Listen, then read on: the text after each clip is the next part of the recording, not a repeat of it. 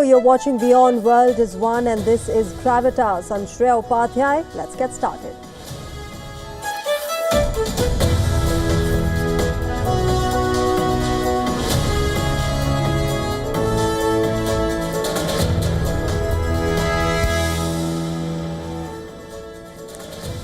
Tonight, we get you the latest on the Bondi Beach terror attack, with Prime Minister Anthony Albanese pushing for stricter gun laws. He's facing Netanyahu's ire and pressure from United States. More on this today. We also tell you how New Delhi is grappling with smog, with India's capital breathing air of severe air quality, flights delayed, health concerns and school children once again bearing the brunt.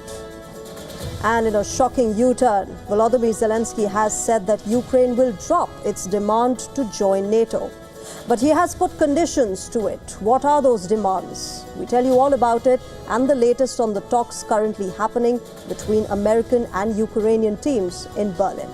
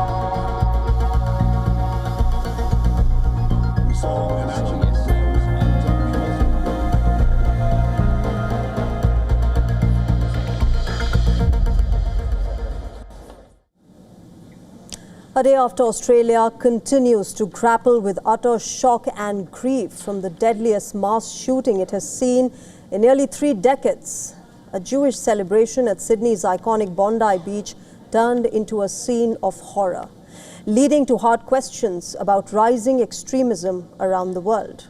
A father and son opened fire on a crowd. At least 16 people were killed. More than 40 were injured.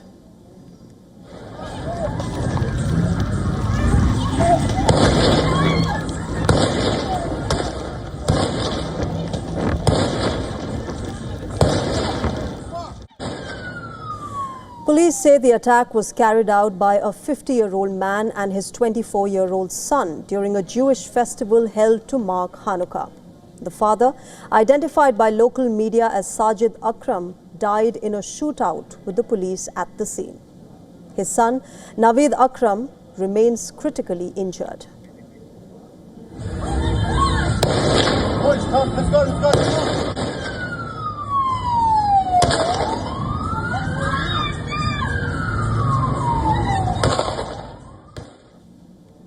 Investigators say the two men had told their family that they were heading out on a fishing trip to Australia's south coast. Instead, they arrived armed at a crowded beach packed with families and children. Authorities are still working to establish the full motive behind this attack. But the police say this was a deliberate attempt to terrorize Australia's Jewish community.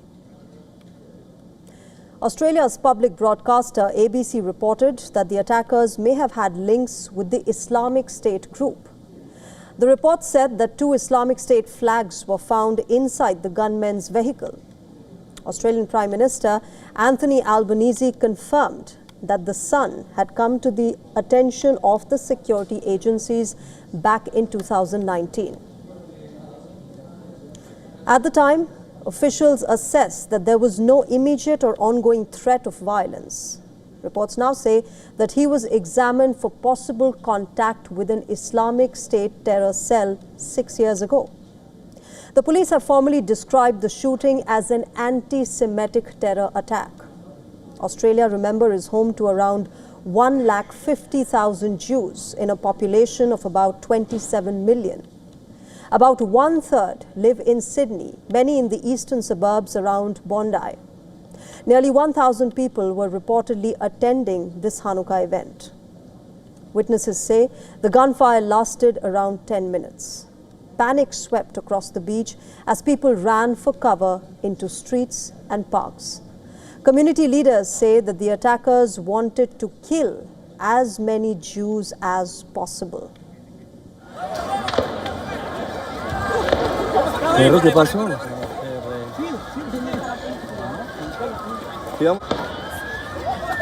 ¿Qué está pasando? ¿Dónde es? Alicia, escucha, Alicia, porque va a pasar algo. Meanwhile, the Australian Prime Minister has called this attack pure evil. Following this incident, the Australian Prime Minister has vowed to push for harsher gun laws. Remember, Australia is considered to have one of the world's strictest gun restrictions. What we saw yesterday was an act of pure evil, an act of anti-Semitism, an act of terrorism on our shores in an iconic Australian location, Bondi Beach, that is associated with joy, associated with families gathering, associated with celebrations, and it is forever tarnished by what has occurred last evening. Now, as this attack unfolded, one man ran towards danger. He tackled a gunman, wrestled the weapon away, and forced the attacker to retreat. The police say that the moment of bravery may have saved many lives.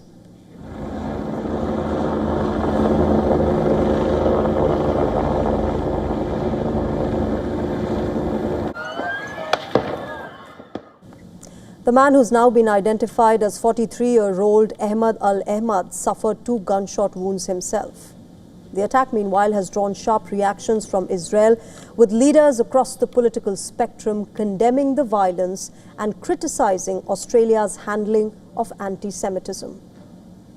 Anti-Semitism is a cancer. It spreads when leaders stay silent. It retreats when leaders act. I call upon you to replace weakness with action, appeasement with resolve. Instead, Prime Minister, you replaced weakness with weakness and appeasement with more appeasement. Your government did nothing to stop the spread of anti-Semitism in Australia. Remember, this is not the first time that the Israel-Australia relationship has witnessed friction. In fact, the countries have gone from being staunch allies to having their lowest diplomatic ties in recent times. Australia has always had a pro-Israel foreign policy. But since August this year, when Australia announced that it would recognize Palestine as a state, and it eventually did, the relationship has soured. In August, Knesset member Simcha Rothman's visa to Australia was rejected for calling Palestinian children enemies of Israel. Australian Home Affairs Minister Tony Burke had justified it by saying, and I quote, "If you are coming to Australia to spread a message of hate and division, we do not want you here," unquote. Then Israeli Foreign Minister Gideon Sa'ar had revoked on the visas of Australian diplomats and accused the country of anti-Semitism. The next morning, Australia's Foreign Minister Penny Wong responded saying, and I quote, "The Netanyahu government is isolating Israel and undermining international efforts towards peace and a two-state solution." Prime Minister Netanyahu then weighed in and later wrote a letter on the 17th of August to the Australian Prime Minister, stating that Albanese's decision to recognize Palestine was adding fuel to this anti-Semitic fire. So what changed? Well, 3 major factors led to this drastic shift in the Australian stand. 1, Netanyahu's denial of a humanitarian crisis in Gaza and his plan to escalate attacks. 2, domestic pressure on Albanese to speak against Israeli actions, and with his party's victory in the May elections, the pushback was much less. And 3, key allies, UK, France and Canada had all said that they would recognize a Palestinian state weeks before Australia did, making Albanese's job easier and, of course, much less sophisticated. Meanwhile, radical insurgency continues to rise across the world. Authorities in Germany have said that they have arrested 5 men suspected of plotting a vehicle attack at a Christmas market. According to the German police, an Egyptian, 3 Moroccans and a Syrian have all been arrested over the alleged plot in the southern Bavaria state.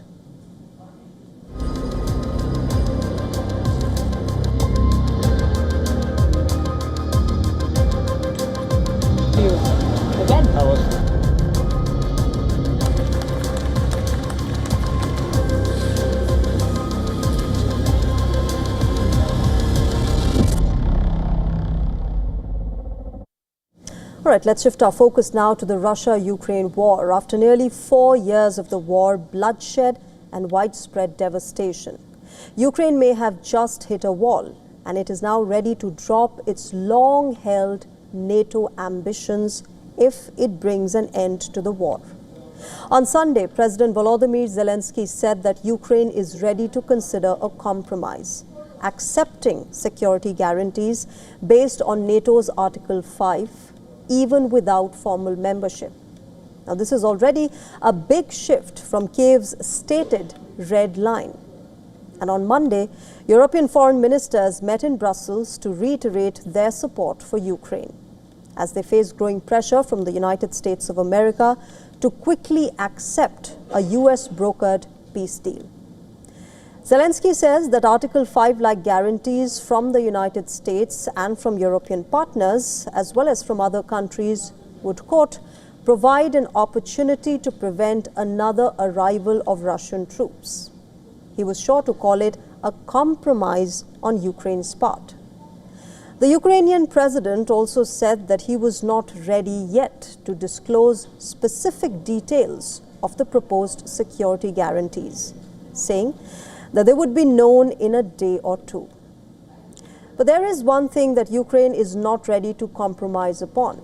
As per reports, American negotiators still want Ukraine to cede control of the eastern Donetsk and Luhansk regions as a condition for peace talks with Russia. Now, these are regions that were unilaterally annexed by Russia back in September 2022. After a referendum, Kyiv is reportedly now pushing back against American demand that it pull troops from these two regions, collectively known as Donbas, which, remember, Russia has been unable to capture since the attack in February 2022. Russian President Vladimir Putin wants territory, adding that the United States was demanding that Ukraine withdraw from the regions and that Kyiv has been refusing. Remember, Russia controls almost all of the Luhansk region and about 80% of the Donetsk region. As far as Ukrainians are concerned, a poll by the Kyiv International Institute of Sociology showed that 75% of Ukrainians are against giving up Donbas. Washington has tried for months to navigate the demands of each side as President Donald Trump presses for a swift end to this war. He has publicly grown increasingly exasperated as well by the kind of delays that these peace talks are witnessing. The search for possible compromises has run into major obstacles over the last few months. It comes after the European Union last week indefinitely froze Russia's assets in Europe to ensure that Hungary and Slovakia, both with Moscow-friendly governments, cannot prevent the billions of euros from being used to support Ukraine.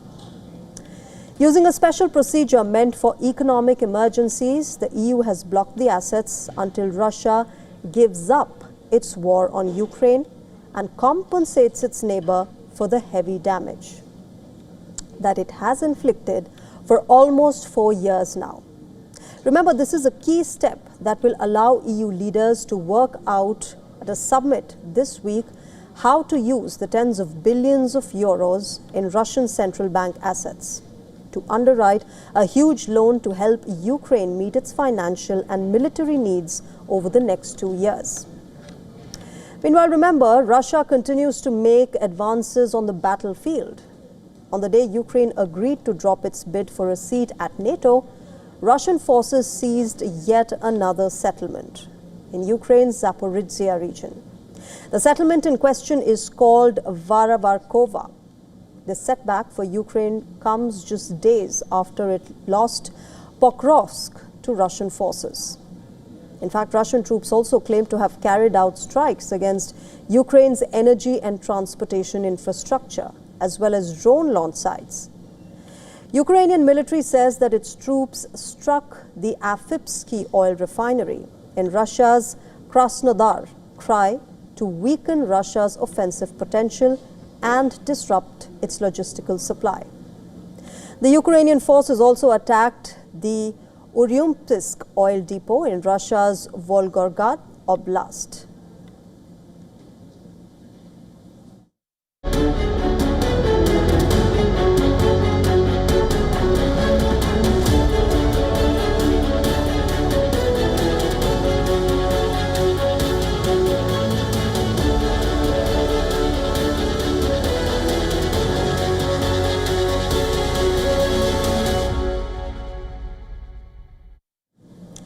Let's talk about Hong Kong now, where democracy has suffered yet another blow. The last major opposition force of Hong Kong, the Democratic Party, has formally disbanded, ending decades of organized political resistance and marking a somber turning point in Hong Kong's political history. Founded in the final years of the British rule, the Democratic Party once stood at the heart of Hong Kong's democratic movement, winning elections, challenging Beijing, and defending civil liberties promised under the one country, two systems framework. That legacy came to an end on Sunday in a party vote. 117 out of 121 members chose to disband, after senior figures reported intense pressure from Chinese officials and warnings of possible arrests if they continued. This decision comes after years of systematic political closure, from the imposition of the national security law in 2020 to the overhaul of Hong Kong's electoral system in 2021 that, remember, barred all but Beijing-approved patriots from holding office. Key Democratic Party leaders are now in jail or in detention, with their political careers and personal freedoms stripped away. Some governments, including those of the United States and United Kingdom, have criticized the law, saying that it has been used to stifle dissent and individual freedom. Now, this moment, remember, unfolds as pro-democracy media tycoon Jimmy Lai, who is a vocal critic of Beijing, has been found guilty of colluding with foreign forces under the same security law. The 78-year-old founder of the now shuttered pro-democracy newspaper Apple Daily has been in custody since December 2020. The court found that Lai used Apple Daily as part of a broader campaign to lobby foreign governments to take action against Hong Kong and Beijing. This also includes calls for sanctions during the trial. Remember, Lai was questioned about his contacts with Western officials, including a meeting with former U.S. Secretary of State Mike Pompeo. Lai told the court that he did not ask foreign leaders to take direct action. He argued that he only sought verbal support for Hong Kong and international attention to the situation. The verdict has been well praised by Hong Kong's leadership, who defended it, saying that it's necessary for stability. Hong Kong's chief executive, John Lee, has welcomed this verdict, calling it a landmark ruling that upheld the rule of law and safeguarded the core values. Jimmy Lai has long used his media outlet, Apple Daily, to deliberately create social conflicts, incite division and hatred within the community, glorify violence, and openly call for foreign sanctions against the Hong Kong Special Administrative Region, thereby inviting external interference. His actions have harmed the fundamental interests of the nation and the well-being of Hong Kong citizens. His conduct is shameful, and his intentions are malicious. Meanwhile, Beijing echoed that position as well, urging relevant countries to stop interfering in China's internal affairs following international criticism of this verdict. The relevant judicial case is a purely internal affair of the Hong Kong Special Administrative Region. We urge relevant countries to respect China's sovereignty and the rule of law in Hong Kong, refrain from making irresponsible statements regarding the adjudication of judicial cases in the region, and refrain from interfering in Hong Kong's judiciary or China's internal affairs in any form. But for many observers, this verdict is not just about one man, but about the final dismantling of the city's pro-democracy movement. It has imposed more burdens than guidelines to journalists, because it seems that engaging with foreign actors in live streaming channels, in media reportings, could be seen as a crime if the government deemed such action as hostile activities or as a form of colluding with foreign forces. And the overbroad notions of colluding with foreign forces in national security law has become confirmed as a tool for foreign media organizations, as well as for journalists, editors, or even outspoken individuals to be cautioned. With the Democratic Party gone, independent media silenced, and activists jailed or exiled, Hong Kong's political landscape has been fundamentally remade. As the last opposition party closes its doors, a question now comes to the mind of many. Has democracy in Hong Kong finally been extinguished? All right, moving on, Israel is reportedly expanding its military footprint inside Syria. While Israel has termed it as security operations, many Syrians see it as an impending occupation. Our next story tells you more about the growing fear among Syrians and where things stand as of now.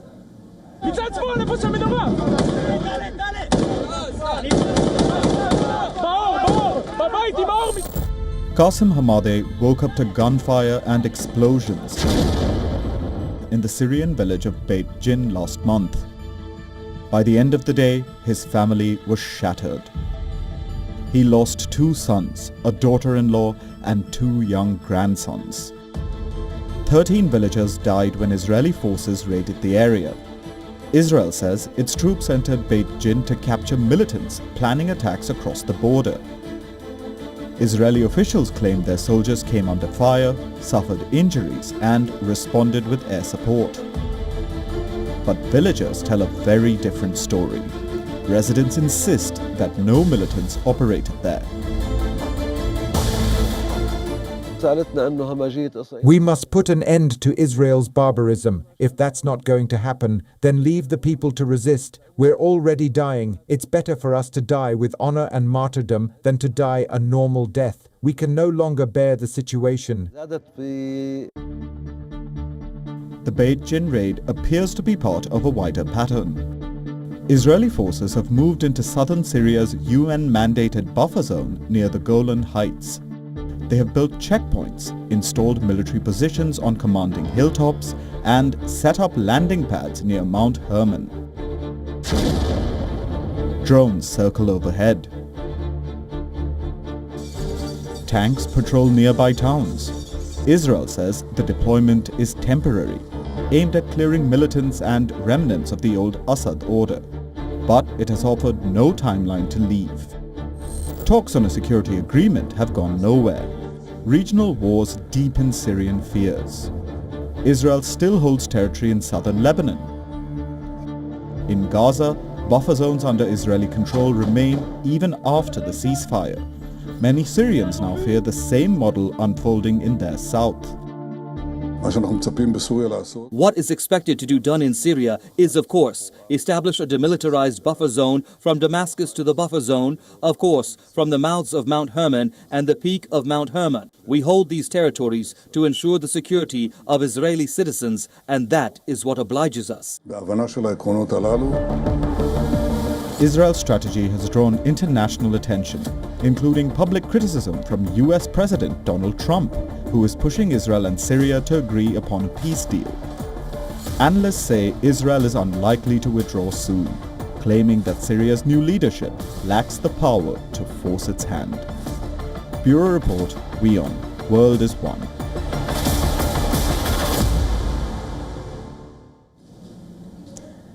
And coming up shortly on Gravitas, we tell you all about Chile's new president-elect, whose father was a member of the Nazi army. And India's military aviation arm is set for a decisive upgrade. Full details coming up shortly.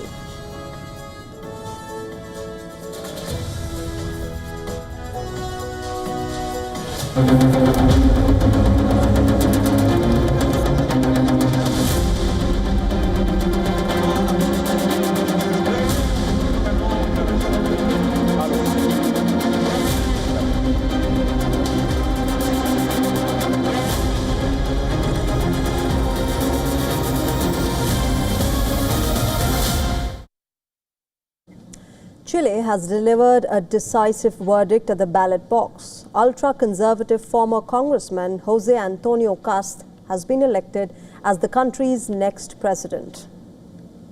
Cast's campaign has dominated by fears over crime, migration and economic uncertainty.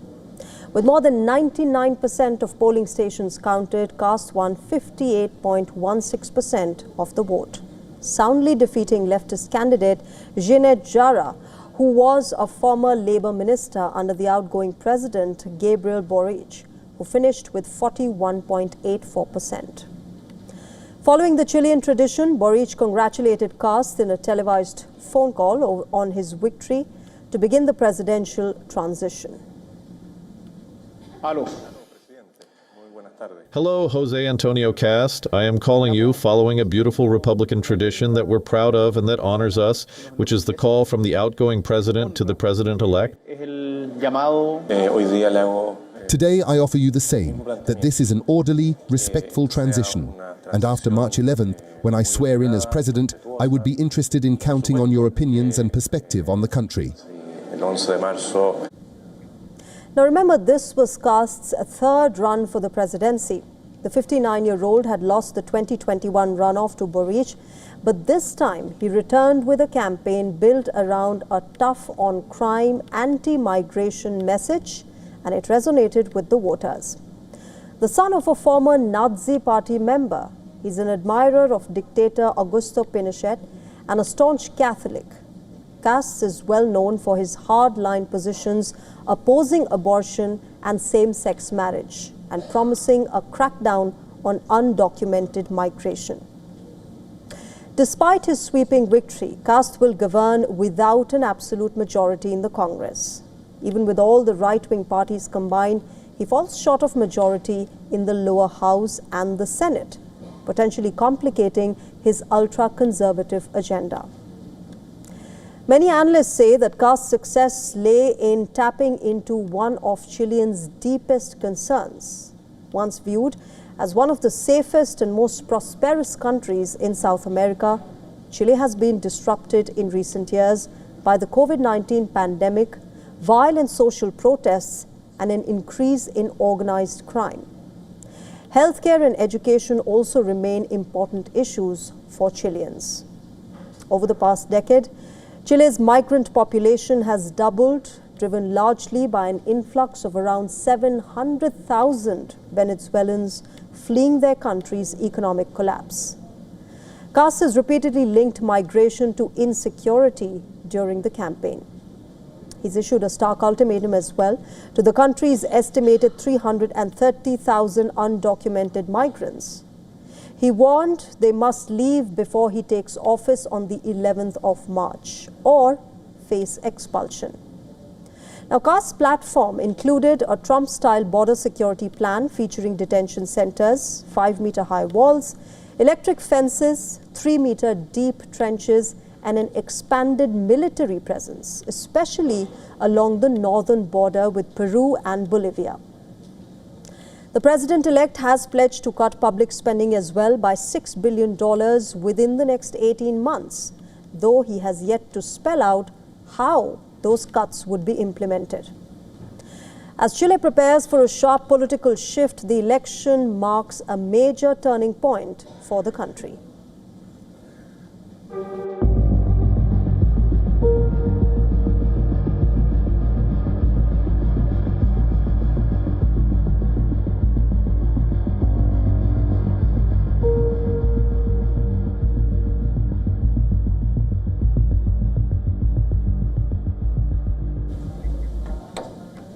Residents of New Delhi are once again facing a serious health emergency as air quality levels breach the severe mark. On Monday, the air quality index stood at 427, which is a level classified as severe. The air has deteriorated so badly that it has disrupted daily life and forced the imposition of the strictest containment measures. More than 40 flights were cancelled, over 50 trains delayed, and schools and offices were asked to operate at 50% capacity. Delhi's air quality has remained in the severe category for the past 2 days, a level that the Indian government warns can cause respiratory distress even in healthy people and pose serious risks to those with heart or lung disease. The hazardous conditions prompted the Commission for Air Quality Management, or the CAQM, to invoke Stage 4 of the Graded Response Action Plan. It is among the most stringent anti-pollution emergency measures. Under Stage 4, all construction and demolition activities are banned, truck movement is restricted, with heavy vehicles allowed only for essential services. Authorities may also shut down non-essential businesses or enforce the odd-even traffic rules if conditions worsen. Schools are to operate in a hybrid mode, not just for primary students, but for higher classes as well. Authorities have also urged residents to stay indoors, particularly children and those with respiratory or cardiac ailments. People stepping out were advised to use protective masks. Now, while these measures are designed to provide immediate relief, environmentalists warned that they are only short-term fixes and do little to address Delhi's chronic pollution crisis. The National Capital Region, home to around 30 million people, is routinely choked by smog in winters. Air quality every season deteriorates as farmers burn crop residue in the neighboring states. Cooler temperatures trap the smoke, which then mix with emissions from vehicles, construction dust, and industrial pollution. At its worst, pollution levels in Delhi reach up to 20 times the World Health Organization's safe limit. Experts say that there is an urgent need for a long-term sustainable policy rather than repeatedly relying on emergency measures every year. Despite the toxic conditions, New Delhi on Monday geared up to host football superstar Lionel Messi. Visuals from across the city showed posters of Messi shrouded in thick smog as fans queued outside the stadium, hoping for a glimpse of their football icon. Remember, Messi visited the Arun Jaitley Stadium in New Delhi, the final stop on his four-city India tour that began in Kolkata on the 13th of December.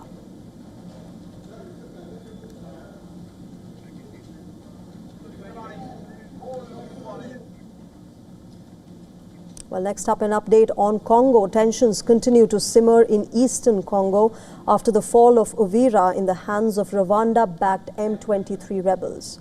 Uvira's fall has dealt a major blow to the Congolese government and is raising fears of a widening conflict in the region. Our next report takes you inside a city overtaken by it and a crisis spiraling despite fresh peace efforts.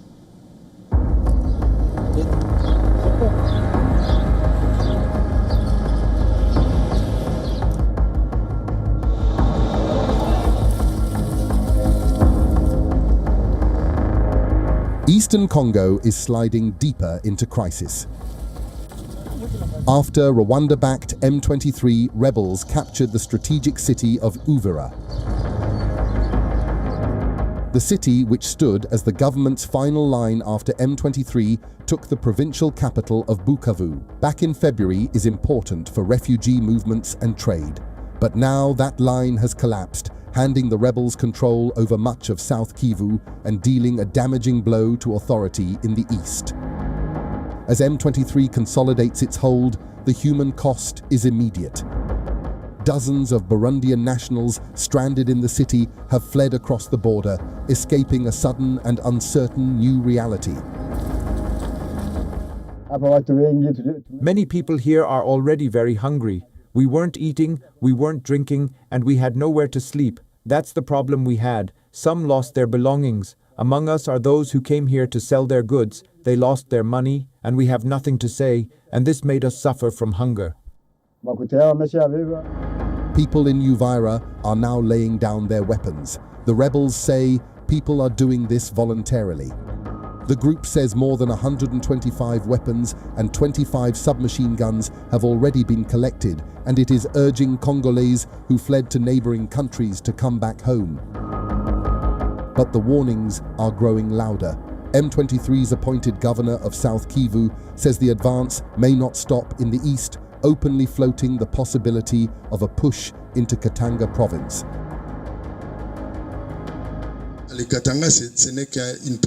Katanga is a province like any other. Wherever there are abuses, killings, massacres, mismanagement, we will go there. We will go to Central Kasai if necessary. We can go to Bujimayi or Kananga if there are problems there. We will go to stop them. We want to stop Tshisekedi and his gang of friends who are looting this country. We will stop him by force if necessary. Nous voulons arrêter Tshisekedi et sa bande. The fall of Uvira comes just days after a US-brokered peace deal signed in Washington that was hailed as historic, but on the ground, diplomacy has given way to gunfire and the war is moving faster than talks.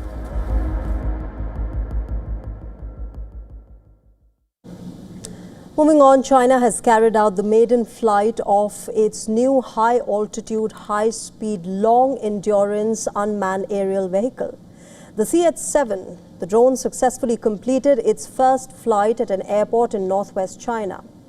The CH-7 first made its public debut, remember, at the air show in China back in 2024.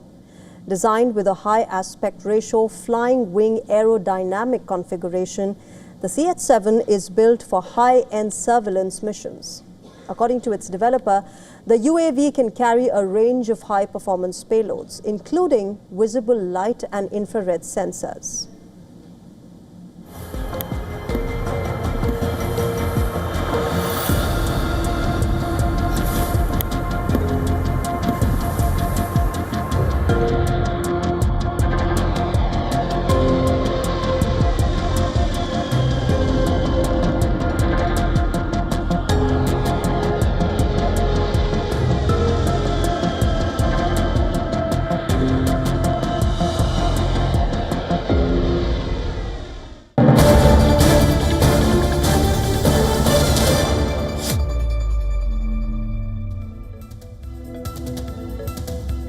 We've got some breaking news coming in at the moment. The son of Hollywood director Rob Reiner and Michelle singer Reiner has been arrested after the couple were found dead in their Los Angeles residence. The couple were found stabbed to death on Sunday, remember, in an apparent homicide. The son, Nick Reiner, has now been arrested and he's being held in a jail in Los Angeles County on a $4 million bail.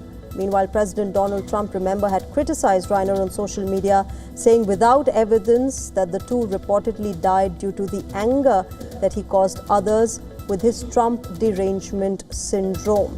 Remember, Reiner was a vocal critic of President Donald Trump. Let me go across to Susan, joining us live from the United States of America. Susan, you know, when this news broke, there was speculation that perhaps their son might have been involved. Now, the police having arrested the son, Nick, any word on the motive behind this entire case? Yeah, some news outlets are reporting Nick's past struggle with addiction and also mental health issues. However, the police hasn't verified those and have said that they just have this person, which is a person of interest at this point, in custody, which is the 40-something-year-old son of Rob Reiner. They had been spending a lot of time questioning family members, and it was reported that it was actually Nick's sister, Rob's daughter, who discovered the body at around 3 p.m. on Sunday. But we don't have verifications on the motive. But we do know that he was a suspect, he was being questioned, and now he's in custody with a $4 million bail. And of course, those words from the president, which is facing massive backlash online in the wake of this tragedy. Thanks very much for joining us with the latest. We will keep coming back to you for more as this probe proceeds further as far as this entire shocking case that has come out of Hollywood is concerned. All right, moving on. High above the world in the Himalayas, where ice never melts and silence is absolute, lies a secret that no one expected to survive. A Cold War relic buried deep in the Himalayas has resurfaced in debate. And now, an Indian lawmaker is asking tough questions. Take a look at our next report.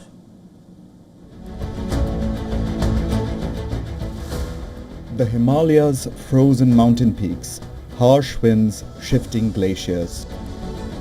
This is where a fragment of Cold War history still sleeps beneath sheets of ice. In 1965, amid rising tensions with China, the CIA and India's Intelligence Bureau jointly carried a nuclear-powered generator to Nanda Devi's summit to spy on Beijing's activities.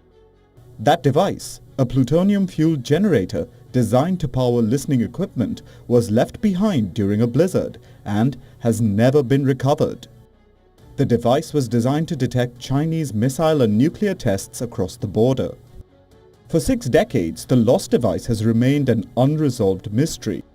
Officials from both countries have kept details close to the vest, citing the covert nature of the mission. For decades, its story lay hidden in classified files. Then came fresh revelations and now renewed political attention. BJP MP Nishikant Dubey raised the issue, calling it a Cold War chapter buried without accountability. He said the mission took place during the Nehru and Indira Gandhi years, and that India has the right to know the full truth. Sharing these documents, he raised concerns over plutonium contamination in the river Ganga. The Himalayas do not forget, they preserve. And somewhere, under kilometers of ice and rock, a nuclear secret from 1965 still waits. Silent, cold, and unresolved. Bureau Report, WION. World is One.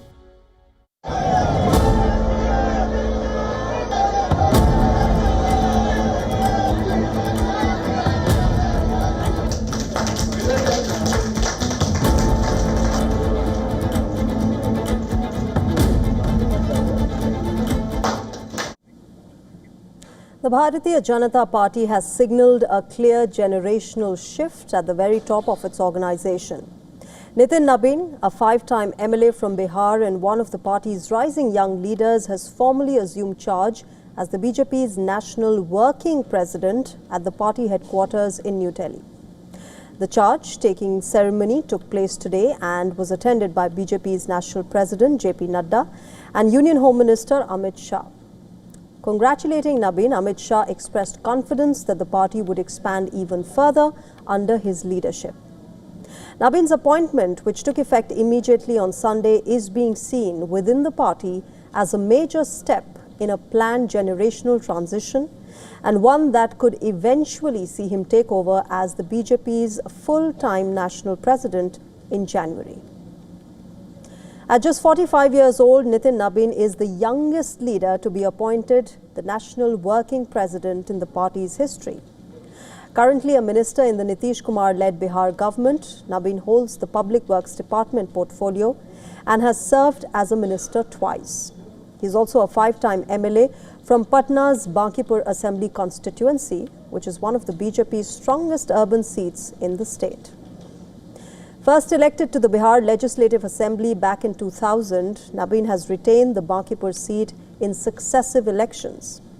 In the 2020 Bihar Assembly polls, he scored a landslide victory, defeating Love Sinha, the son of actor-turned-politician Shatrughan Sinha, by a margin of around 84,000 votes.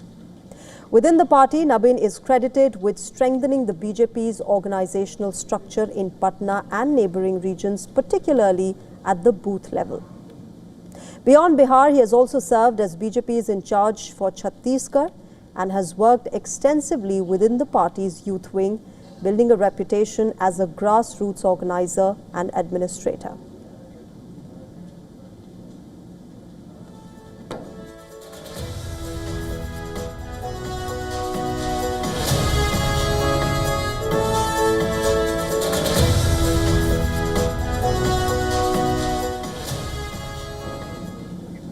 Moving on, across Iran's capital, Tehran, a quiet revolution is taking place.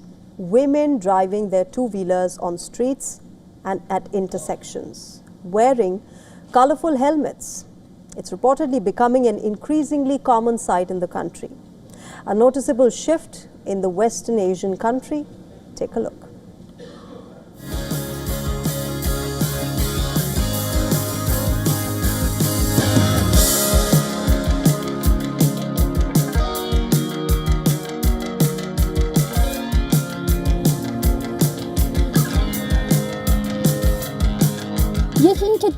One big thing is that people's perspectives in our society have really changed. It wasn't accepted at all before. Now when I see the women we trained out there riding on the streets, I really enjoy seeing that families are now accepting it.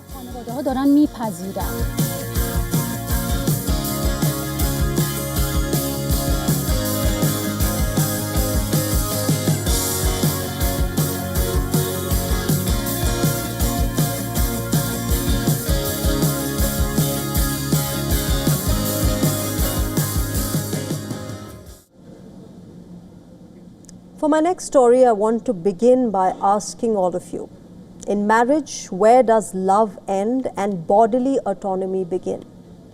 It's an uncomfortable question, but one that has sparked a massive debate on social media. In South Korea and China recently, a South Korean court ruled in favor of a woman who refused to donate part of her liver to save her husband's life, after he sued her for what he called malicious abandonment. The couple, both in their early 30s, had been married for 3 years and they were raising 2 daughters, a 2-year-old and a newborn just 1 month old, when the husband fell ill last winter. The man was diagnosed with primary biliary cirrhosis, a rare and serious liver disease.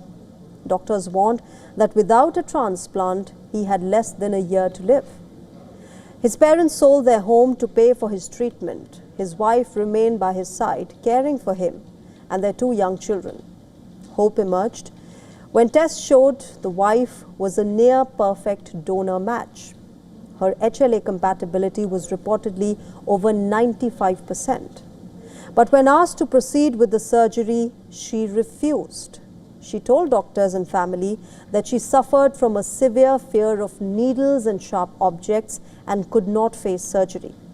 Now, this refusal triggered tensions at home. The husband accused her of betrayal, mocked her caregiving, and told her, and I quote, "You just want me to see me die."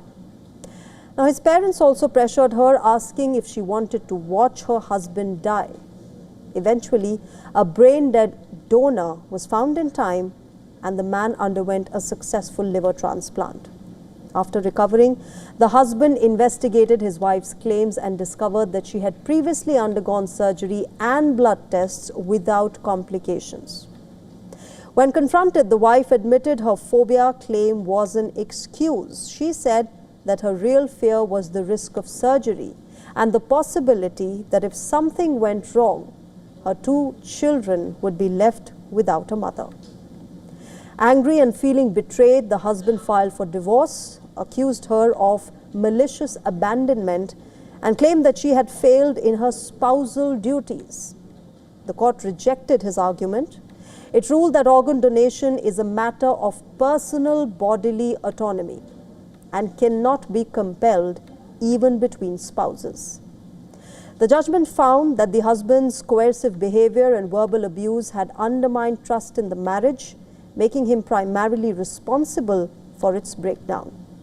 The court also accepted that the wife's refusal was based on a reasonable concern for her children's well-being. The couple eventually agreed to divorce. The wife retained the custody of the children, and she continues to provide financial support for her ex-husband's medical recovery. Now, this story, reported by the Seoul Broadcasting System, has triggered widespread debate on Chinese social media. Many users defended the woman, questioning whether marriage entitles one's spouse to demand the other's organs. Others asked whether it was even appropriate for the hospital to disclose her donor match status. for many online, the case has become a flashpoint for debates about consent, bodily autonomy, and the limits of marital obligation. So does marriage entitle one person to another's body? For now, as per South Korean law, the answer is a clear no.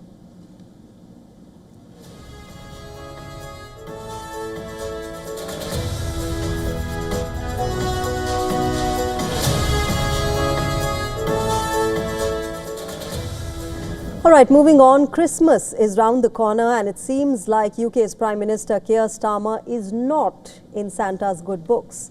At least that's what a light-hearted political poll suggests, that Santa Claus would vote green if general election were held tomorrow in the UK.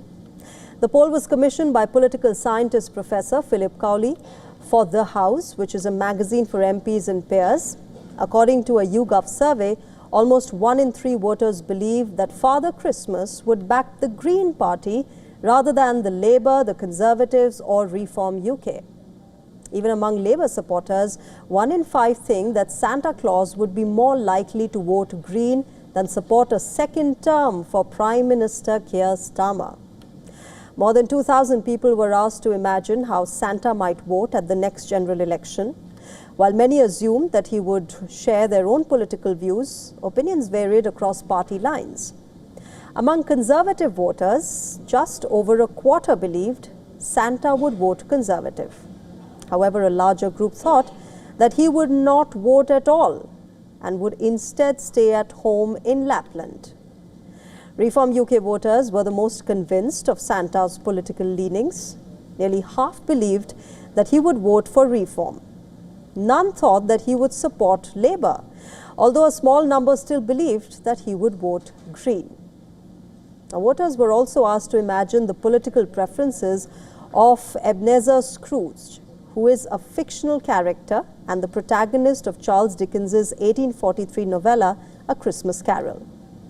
Here, the result was clearer. A third of respondents believed that Scrooge would support Reform UK, including nearly a quarter of Reform's own voters. 1 in 5 said that Scrooge would vote Conservative, including 15% of Conservative supporters. 14% believed that he would back the Labour, possibly attracted by Keir Starmer's attempts to cut benefits.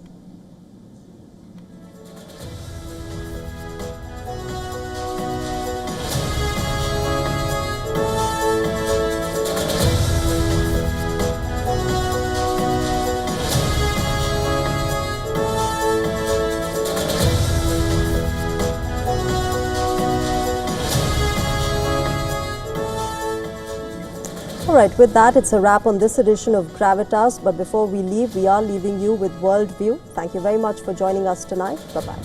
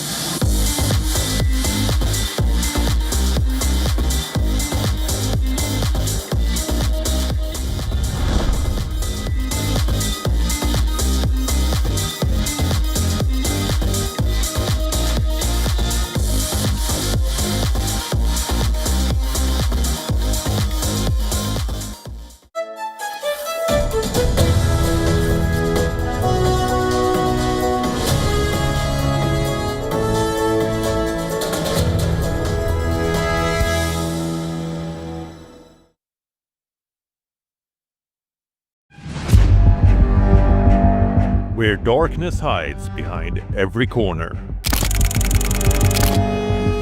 Where the truth is stranger than fiction. A show that dives deep into the stories which shock and mystify. Unsolved murders. Psychopaths who defy explanation. International war crimes. And millions swindled in financial fraud.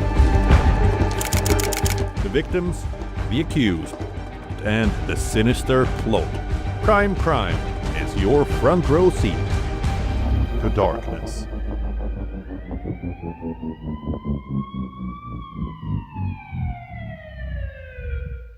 Rashtriya Swayamsevak Sangh. To some, it's an extreme ideology. To others, it's the very soul of India. To some, it's rebellion. To others, it's a principle of nation building, coming soon to challenge perceptions in RSS centenary year, Syria at 100. WION, India's global voice, the channel that brings you the biggest stories from across the world through India's lens. Now available in more than 190 countries worldwide, because we believe that the world is one. Watch us in Africa, Europe, USA and Canada, South America, Asia Pacific, Middle East and North African regions. Also available on these digital platforms across the world. WION, World is One. From the bustling trading floors of Wall Street to the vibrant exchanges of Asian stock markets, WION breaks it down for you to make sense of what's happening, as we reveal the key factors behind events, strategic battles, and the game-changing business decisions that shape the world. We bring you all of this and more on World Business Watch. Where darkness hides behind every corner. Where the truth is stranger than fiction. A show that dives deep into the stories which shock and mystify. Unsolved murders. Psychopaths who defy explanation. International war crimes. And millions swindled in financial fraud. The victims, the accused, and the sinister plot. Crime is your front row seat to darkness.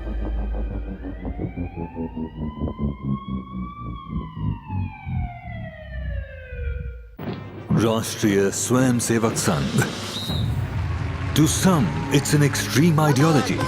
To others, it's the very soul of India. To some, it's rebellion. To others, it's a principle of nation building, coming soon to challenge perceptions in RSS centenary year, Syria at 100. WION, India's global voice, the channel that brings you the biggest stories from across the world through India's lens. Now available in more than 190 countries worldwide, because we believe that the world is one. Watch us in Africa, Europe, USA and Canada, South America, Asia Pacific, Middle East and North African regions. Also available on these digital platforms across the world. WION, World is One.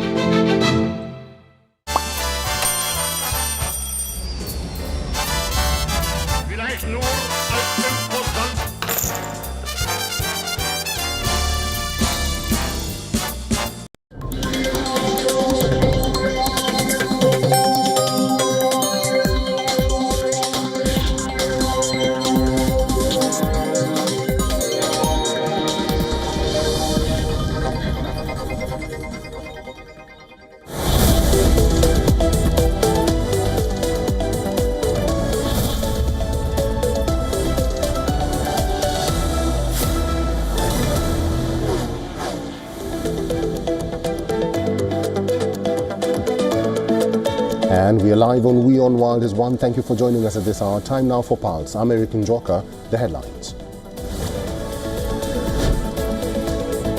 Ukrainian President Volodymyr Zelensky says that the two-day talks in